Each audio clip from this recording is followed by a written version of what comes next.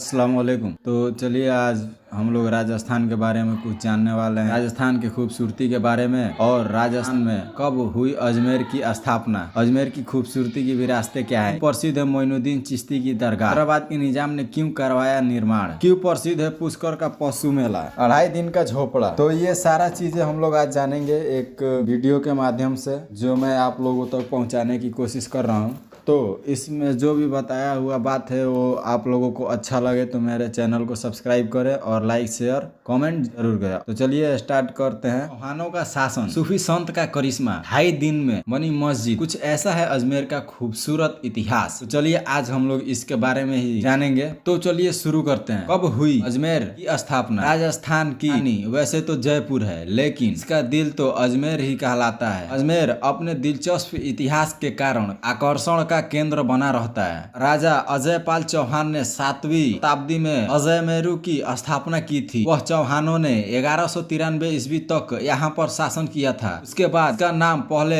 अजयमेर रखा गया था और फिर बाद में इसे बदलकर अजमेर रख दिया गया। अजमेर के बारे में यह भी रोचक है कि ऐसा माना जाता है कि अजमेर को 2 राजाओं के द्वारा स्थापित किया गया था। कहीं राजा अजयपाल चौहान और अजय देव चौहान का नाम अजमेरू के स्थापना के संबंध में उल्लेख आता है। 700 ईस्वी से 1193 तक अजमेर के चौहान थे। चौहान वंश के राजाओं का 494 सालों तक यहाँ शासन किया है। अजमेर के बारे में यह भी रोचक इतिहास है कि पृथ्वी चौहान ने भी यहाँ पर शासन किया था। उन्होंने अजमेरू को अपनी राजधानी बनाया था, हालांकि वह इसे मोहम्मद गौरी से हार गए थे। उससे अजमेर कई राजवंशों का घर बन गया था। अजमेर की खूबसूरत विरासतें। आज अजमेर मुसलमानों के साथ साथ हिंदुओं के लिए भी एक लोकप्रिय तीर्थ स्थल है। विशेष रूप से प्रसिद्ध सूफी संत ख्वाजा मोइनुद्दीन चिश्ती की दरगाह शरीफ, मकबरा, यह दोनों ही मुसलमानों और हिंदुओं द्वारा समान रूप से पूजनीय है। दरगाह के अलावा अजमेर में पुष्कर का पशु मेला, पुष्कर में ब्राह्मण, अन्ना सागर झील और दौलत बाग, मेयो कॉलेज, 2.5 दिन का झोपड़ा, तारागढ़ का किला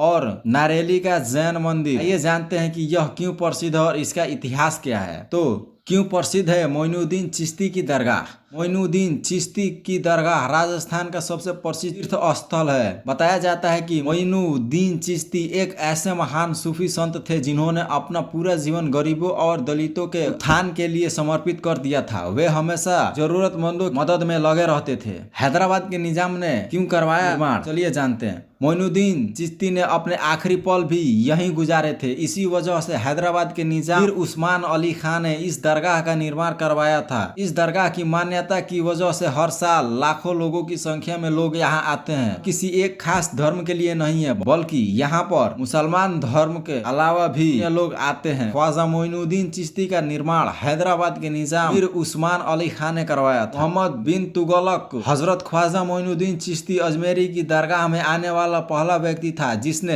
1332 में यहाँ की यात्रा की थी। जाम सिक्का नामक एक साधारण पानी भरने वाले ने एक बार यहाँ मुगल बादशाह हुमायूं को बचाया था। इनाम के तौर पर उसे यहाँ का 1 दिन का नवाब बनाया गया। निजाम सिक्का का मकबरा भी दरबार के अंदर स्थित है। जहालरा, यह दरगाह के अंदर एक स्मारक है जो कि हजरत मोइनुद्दीन चिश्ती के समय यहाँ पानी का मुख्य स्रोत है। आज भी जहालरा का पानी दरगाह के पवित्र कामों में प्रयोग किया जाता है। रोजाना नमाज के बाद यहाँ सूफी गायकों और भक्तों के द्वारा अजमेर शरीफ के महफिले समा में अल्लाह की महिमा का बयां करते हुए कव्वालियां गाई जाती है। दरगाह के पश्चिम में चांदी का पत्रा चढ़ा हुआ एक खूबसूरत दरवाजा है जिसे जन्नती दरवाजा कहा जाता है। यह दरवाजा वर्ष में 4 बार ही खुलता है। वार्षिक उर्स के समय 2 बार ईद पर और ख्वाजा सबाब की पीर के उर्स पर दरवाजा खुलता है। 2.5 दिन का झोपड़ा एक मस्जिद है। इसे 2.5 दिन का झोपड़ा क्यों कहा जाता है? तो चलिए आप लोगों को बताते हैं। यूं तो अजमेर में बहुत सी ऐसी जगह है जो अपनी ऐतिहासिक पहचान के लिए जानी जाती है। इन्हीं में से एक 2.5 दिन का झोपड़ा है। 2.5 दिन का झोपड़ा राजस्थान के अजमेर में स्थित है। असल में यह झोपड़ा नहीं बल्कि मस्जिद है। इसे 2.5 दिन का झोपड़ा इसलिए कहा जाता है क्योंकि इसे बनाने में केवल 2.5 दिन का ही समय लगा था। पहले यह एक संस्कृत स्कूल था, लेकिन मोहम्मद गौरी ने 1198 में मस्जिद का रूप दे दिया।